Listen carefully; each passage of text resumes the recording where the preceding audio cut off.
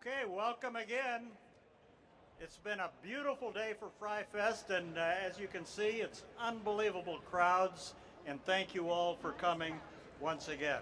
I was saying earlier to these fine people on the stage, I've worked, I am not admitting my age, but I've worked with 4 athletic directors, and Ben is the 9th Iowa basketball coach I've worked with. So anyway, I started real young, so that's how it goes. It's my pleasure right now, and they're going to take it from this right after I introduce them, but our athletic director, Beth Goetz, and our new men's basketball coach, Ben McCollum, and let's give them all a good welcome here to FRYFest. And they're going to just take it from here and have a wonderful day. And welcome, Ben, to Iowa City.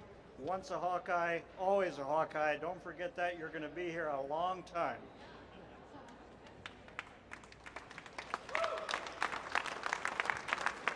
All right, who's fired up and ready for some Hawkeye sports?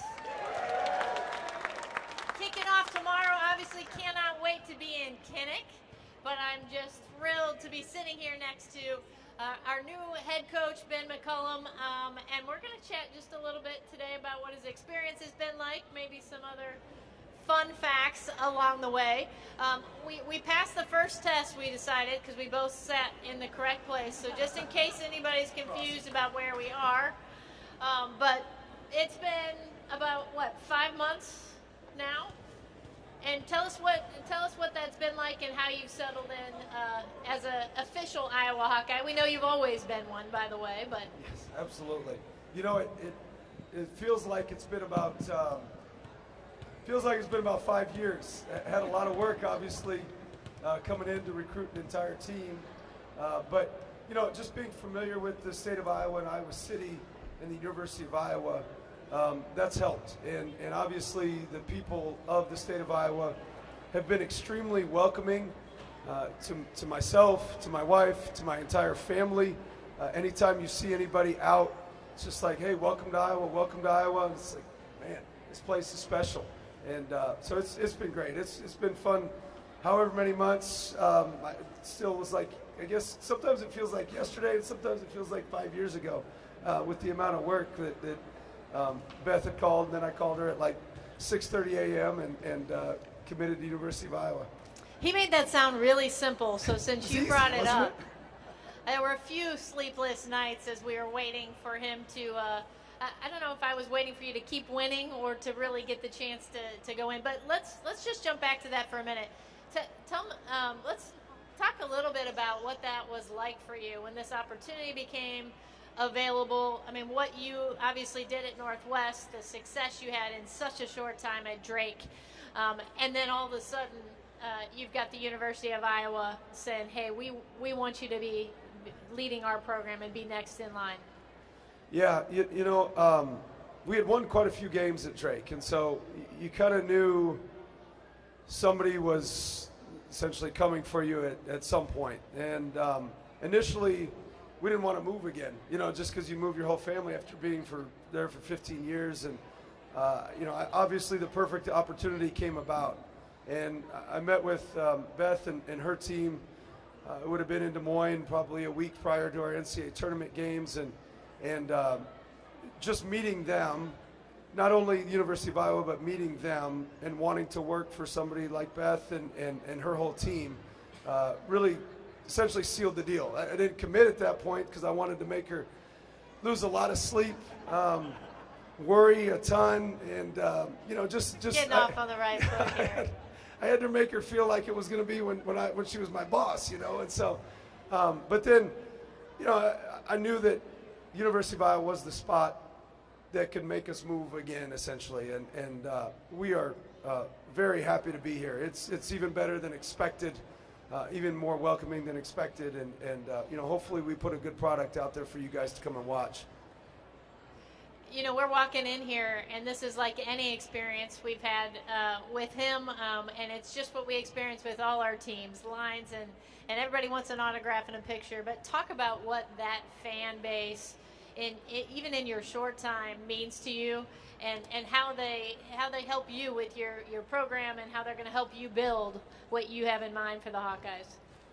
Yeah, it kind of goes back to why I started coaching basketball. I think it's kind of old school, I guess. We wanted to make a difference on kids' lives, and also the community that we're in, the state that we're in, and any region that we can be in, because of how our kids play, how they interact, the love that they have for each other, how they serve each other, and just be an example for that community and kind of bring joy.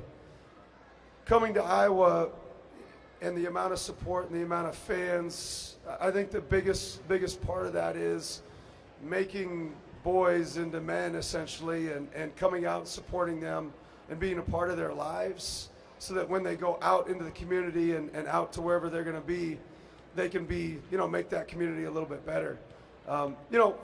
Also coming to games, we played the fight song, and I was sitting down, and Beth's like, well, it's the fight song, we need to stand up. And I think half of us stood, but when it comes to the games, I'm going to turn around and yell at everybody in the crowd to make sure they are standing anytime something good happens. So we're going to need that as well. Standing, yelling, making sure to talk to officials if you need to. A few have offered advice during the game if we're not scoring enough or we're not defending. So if you want to do that, send it to Beth if you would like. I'm sure you can find her email somewhere. But other than that, no, just interact with our kids, interact with our players, and make them feel welcome, and help raise them into men that can help other communities. I think that sounded like complaints and compliments. That's what these should say from now on, right? Is that what you're getting at? So what's the scouting report on Ben McCollum? And I've heard this from so many people in the industry, just as we were going through this process, and the amount of background calls you have, and really a lot of unsolicited calls I've gotten since then, to talk about, one, his knowledge for the game, and how he goes about it, but most importantly, the impact that he has on young men. But when somebody's going to look at what a Ben McCollum team is going to look like, both on and off the court, what are 2 or 3 things that are going to encompass that?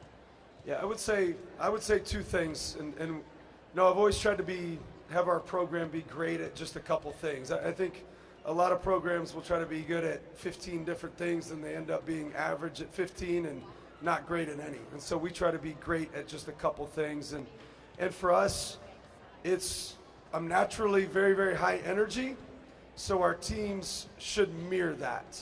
And so I'm a big rah-rah guy. I'll get in a defensive stance in the middle of the game. I'll try to enter the game on occasion. And so hopefully our teams play with that same type of energy and intensity that we coach with as a group. The other thing is just a toughness, and I think some people confuse toughness for, being in a fist fight or something like that. I think toughness for us is, being able to handle your emotions in a game and still be able to serve your teammates. And so our team, they'll play with emotion. I'll probably show more emotion than they do. But from a toughness standpoint, they'll be able to handle adversity. And most importantly, they'll be able to handle success. And so hopefully those two things will be great at, not just good at, great at. And you'll see that with the kids that we recruit and how we coach them. Well, let's talk about the kids you did recruit. A few you brought with you, and we've got a few new faces to the program and new faces to you. What is that roster going to look like? Yeah, just to name a few. So our rosters will generally look like this. We try to find length that can shoot. And so what that means is 6'8", 6'9", we have a 6'11" as well, 6'10", that can shoot, post, and pass. And so we try to get very versatile, long defenders so that it eats up space on the floor defensively, and then offensively we're very difficult to match up with. With that, then we try to get 1, 2, 3 point guards that can really play off of what we call ball screens, or can play off of screens that can play make to get those guys shots. So the length helps you defensively, and then the point guards themselves help play make and kick out for shots for the length that can shoot. So specific to this team, we have an elite point guard, Bennett Sturtz, one of the best in the country. He's probably a better human being than he is a player as well. Can shoot, can pass, can defend, elite leader, 6'4", long, very good Big Ten player, hopefully someday very good NBA player. And then after that, we've got a list of a bunch of 6'8" guys, 6'9" guys, 6'10" guys that can shoot. You know, highlighted, we signed a kid from Robert Morris, a transfer Alvaro. Trey Thompson, we just recently signed. Tavion Banks came with us. Cam Manyao. A lot of length that can shoot. Trevin Urak, to name just a few. So we're excited about all of them. But specifically, obviously, Bennett Sturtz is kind of the one that highlights a lot of those things and gets us going offensively and sometimes defensively as well. So you've been able to practice a little bit. Obviously, didn't have the full team together this summer. You had some still playing, a couple that had to come late. But what have you been excited about from the group that you've seen as you start to implement your system? And I also, if you can talk a little bit about the way you like to help them learn, because I do think it's unique. You really let them sort of lean into it and teach it at opportune moments. Yeah, so this summer's been great. I mean, we've got great kids. Their energy has been fantastic. Their enthusiasm to learn, their joy of being at the University of Iowa. They're excited for their first home football game. They're fired up. So they've been great. You know, as far as the learning process goes, I've always been a big believer in allowing people to find solutions for themselves, especially to start. So as we go through the summer, a lot of what we do is just playing 5-on-5 and allowing, we teach them, you know, minor concepts and let them play inside of those concepts. But we want them to find solutions so that when the season comes and things don't go the way they expect, they're able to make decisions for themselves. So often, probably, this is probably more philosophical from a society perspective, kids, we almost give them the answers to the test way too soon. And they're not allowed to learn for themselves. We want them to learn for themselves. So right now it's a little bit messy. We're starting to teach more and more and more and more, so it's starting to clean itself up. But my job as a coach, and I always say this, my job as a parent, is to work my way out of a job by the end of the season, so that those kids are making decisions for themselves at the end of the season, so we're difficult to scout. And it's just, you know, we always say you're only as good as the players you coach. And so you got to put them in position to be successful. Well, I know when I've been out at practice, there is no doubt the energy is high. And as he told you, that he's got just another level. But I think your staff might come close to matching that. You've got, I mean, just a remarkable group of guys you've pulled together. And what are they going to bring to the program, and what does that look like? Yeah, a lot of energy, you know, to a fault sometimes. So if you see them out, make sure you introduce yourself to them, because they will, it's just like a wave of energy when they come in a room or when they meet you. What we try to hire is, and I've said this in other interviews, and I think I said it in the interview with Beth, is we try to hire people, I try to hire people that I want to do life with, and then figure it out from there. So as long as they work hard, they're great people. You know, they want to serve University of Iowa. They want to serve the other staff members. They want to serve the players that are in the program. If we get that, we can teach the skill set. And so we've got a lot of guys that I want to be around all the time. So if I want to be around them, more than likely y'all want to be around them as well. And they're awesome. Make sure you introduce yourself to them, and we try to get them out to as many events as we possibly can. They'll be at the football games and I'm sure at some of the tailgates as well. You guys will be at football tomorrow. I think I heard something about you crowd surfing in the student section. Is that? There's absolutely no doubt I will be doing that as long as you come with. Oh. So I mean, I'm all in. It's just I don't want to get dropped though. That would be That would be a concern. But if you're there, I'm in. I think they'll take care of us. Yeah, although absolutely. I think we better get them early. The third quarter might get a little dicey out there. Given everything that's going on in college athletics, I think we probably have to talk about what the differences are for you as you recruit in this environment, but also what are some of the things that haven't changed? Yeah, so we try to recruit high school kids, and I think the University of Iowa and the state of Iowa lends itself to that. I think you want to form relationships with these kids. You want to get to know them as people and want to cheer for them like that. From a recruiting perspective, what's changed is obviously the money involved in it. Now there's rev share and NIL. And although it's not something that, me personally is overly excited about, it's something that I think we need to embrace if we want to have the type of success that I think we can have at the University of Iowa and specifically to men's basketball.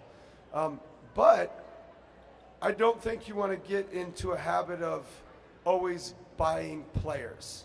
I think then kids come for the wrong reason. However, money is a thing, right? Money isn't everything, but it is a thing. And so, we found that if we make it right for kids, meaning we don't have to be the highest bidder. As a matter of fact, we weren't the highest bidder for any of the kids that we got. But we do need to have enough resources so that it's like, okay, coach, I'll come for this and I'll come for even half of what somebody else is offering me. But those resources need to be there, which, again, Beth and her staff has done a great job of getting there, but it's still going to take everybody in the state of Iowa and all the fans getting us to that point to where we can really have some success as a program. But we still are relationship driven. That's how we're going to get kids. That's how we're going to keep kids. The way we're going to keep them is you guys making them feel welcome. That's the truth. And the more you see them, the more you make them feel welcome, the more we can keep them and get them to stay. The less you'll essentially have to pay for them as well. So, but no, it's still about relationships for me. So we're still a couple weeks away from being able to announce a full Big Ten schedule, although we're starting to get some non-conference states out there. But what are you looking forward to in terms of, competition this year?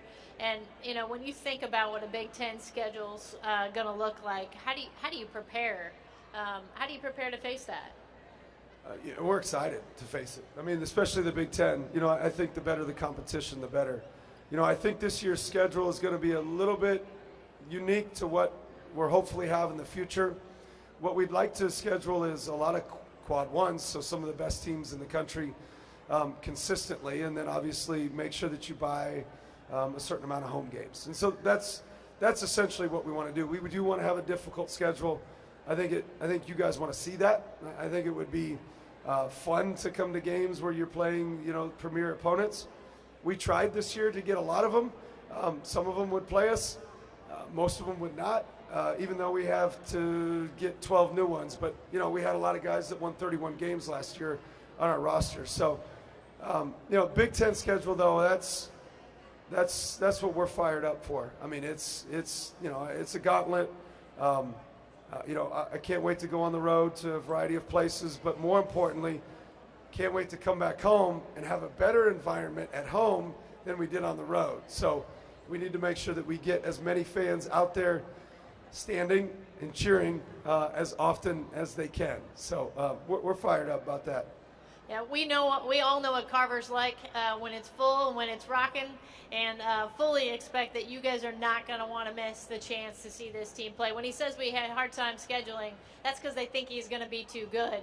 When you're undervalued a little bit, it's a little bit easier to get those games on your schedule. So that's a good sign, certainly a good sign for us. Coach, I've seen you out a few times, both when I've been there, but also on social media. You've been over watching a little football practice. Yes. Talk to us about that.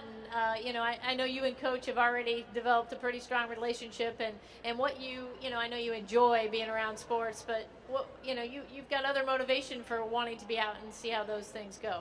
Yeah, absolutely. Well, with Coach Ferentz, I went to his practice to tell him how to coach. There was a few things on the O-line that they weren't doing correctly, and some quarterback play. No, I'm just kidding. No, I try to go to practices and learn. That's the that's the big thing for me, and just how other successful people run their program. They've had a lot of success. Obviously the women's program's had a lot of success. The soccer program we went and watched the other day has a lot of success. I mean, the wrestling, everybody here, baseball in the spring, everybody here is a successful coach and understands what they're doing. So the more I can learn from what they do, for me is a big deal. So that's why I go to a lot of the practices. To the games, I just love going to games. I just love the atmosphere. I love when there's big crowds. I love to see kids competing. I love to see any type of Big Ten sport that I can see. But practices, that was, I think we went to 3 or 4 practices this year. So I've got the scouting report on them. I think they're going to be pretty good. So hopefully we'll see tomorrow. What's your prediction for tomorrow? Man, it's, see, the coach in me says, do you just say we're going to win by 50, or do you, play the fence and say it's a process game? So, I'm not coaching their sport, so we're going to win by 50, so I can say that. We'll tell Coach Ferris to take that one to the bank. When you think about how you'll use football games and other events, and again, we've seen you all over town, all over the state already, and not just you, your family and your staff. When you are able to bring in recruits, and we've got a couple big recruiting weekends, I think, coming up.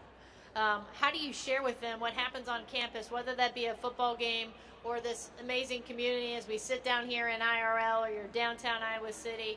What does that component mean to your guys on your team now, but also, in the recruiting process, that you've got this enthusiastic group and lots of things to showcase in our community? Yeah, obviously we took the job because of the administration in the University of Iowa. But the other reason is you guys and the fans and the fan support and college football games, big-time college football games on the weekend where you can bring recruits in.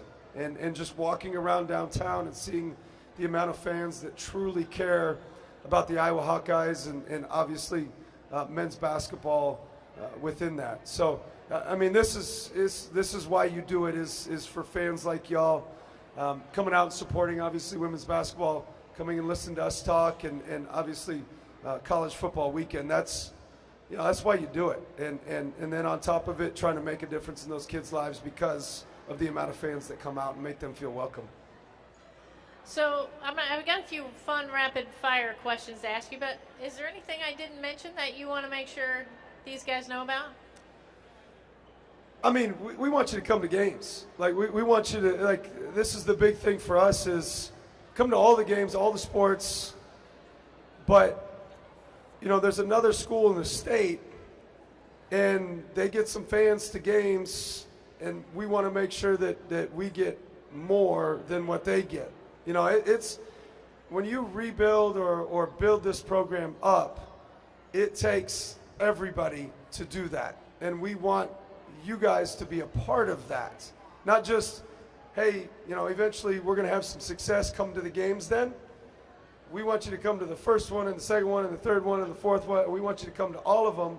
And we want you as big a part, and you are as big a part as the rebuild or the build as I am, as our players are, because quite frankly, that's actually a proven statistical fact that a crowd and the noise actually it was like a 7-point differential that it does cause. There's actually a study that it's done, and I need to find the study so I can actually share it on social media. But we need you guys out there. We need you guys supporting the team and cheering and being involved. We don't need the 7 points, but since we're going to win by 50, we'll take the 57 then tomorrow if we get a good crowd. 57 with the crowd. Okay, that sounds great. All right, so a couple fun facts. So what's your favorite restaurant here in IRL? Lately it's been Estella's. I bet I've eaten there 35, 40 times. I ate there today. And I get the same thing every time. It's unbelievable. And you got to get the chips with the bowl, and then you can get a burrito on top of that. It's it's fantastic. So anybody know what it takes to get that named after somebody? I bet if you win a few games, we can go back and call that the Ben McCollum yes, There you yes, go. We got a NIL for contact me. around here. Let's go. There you go. There you go. What's the most used app on your phone? Ooh, probably just my messages. I mean, if that's an app, would you consider that an app? My iMessages or maybe FaceTime, FaceTime recruits. But I don't use a lot of the social media. You go down rabbit holes that way. So. What's your favorite Hawkeye men's basketball memory? Boy, probably. I went to a lot of games when I was a kid, but they're hard to remember. I would say going to camps. I would say going to those Hawkeye camps, especially at Iowa or even the ones in Storm Lake, and then interacting with those players. And I just interacted with. Have we got a Storm Lake? Are you from Storm Lake? Oh, there you go. Even better. So interacting with the coaches and the players, and we just had Jerry Strom up the other day watching a practice, who I loved growing up. He would run all those camps, so that was probably my best memories. How many yellow ties do you own? I haven't bought it for this year yet. So we usually, I usually buy one a year. I mean, it's one tie now. I have more clothes, and they are clean. I do my laundry, so my wife does, but she does a great job of that. But I actually wash the game clothes, so I got one tie. I think our student section might have a few. If you need to borrow one at some point, there may be a few. Have you had a Carver cone yet? I haven't, and I'm disappointed that I haven't. So they need to make one special. My daughter will probably have 4 or 5 every game, so she is very well aware of the ice cream that goes on at Carver Hawkeye Arena. One pregame ritual that you can't skip? All of them. I've got about 50. I would say I'm a creature of habit, so I always do the same thing every game, and it's more just so I can eliminate some of the decisions that I have to make. I have to have a coffee and Snickers. Coffee is at the 12-minute mark, so I chug a coffee before, so that's why I'm kind of hyped during the games, and then I always have a Snickers before the game, so both of those. Did you need more hype? No, I don't. Yeah. I don't. But I used to drink about 3 or 4 cups, and I'd start to get headaches, and that was not good. So then I'd cut myself down to 1 before the game. I would hate to see my blood pressure in the middle of the game. Well, let's not push that to the limit. We'll try not to. Yeah. Nope. All right. What's one fun fact about yourself? Which, by the way, I've heard him ask his team this same question. So, one fun fact about yourself that people wouldn't know. Yeah, I think I've said it before, but obviously I love fishing. Kind of a unique one. I actually have a law enforcement family. My mom was a judge, and my stepdad was a narcotics officer. And so got a law enforcement background. So, I understand the rules. I also understand from a judge, you got to know how to, go into the gray a little bit. And no, I'm just kidding. And then my stepdad was more, if you're home at 12 o'clock, you're home at 12 o'clock. 12:01 is not 12 o'clock. And so grew up in a law enforcement family, which is probably a unique fact, I guess. Well, I'm so glad that you all are getting a chance just to get to know Ben just a little bit. We are so thrilled to have you, Michelle, the whole family here in Iowa City. And I can promise you this enthusiasm, the level of dedication and commitment he has just does not stop. So we're all now trying to keep up with him. It's going to be an incredibly exciting year. We want you to be along for the ride. It's going to be a lot of fun. So don't miss your chance to get in early in Carver, and we're going to watch this program continue to grow. So thank you, Ben. Appreciate you being here. Thank all of you. There you go. Stand up. Golly, let's go. We got to know how to cheer at the games, right?